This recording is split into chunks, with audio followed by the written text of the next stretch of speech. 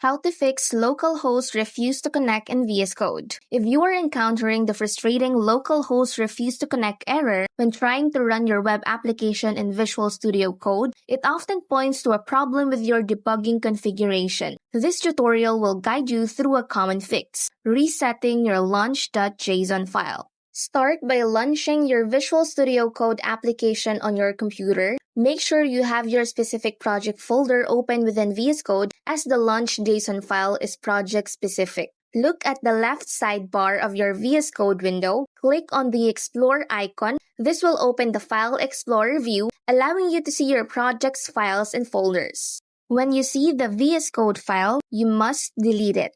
Confirm the deletion if prompted. Deleting it forces VS Code to generate a fresh, default configuration. You will likely see a prominent link or button that says Create a launch.json file. Click on this to start the new process of generating a new, clean configuration. VS Code will then present you with a drop-down menu or a list of environments.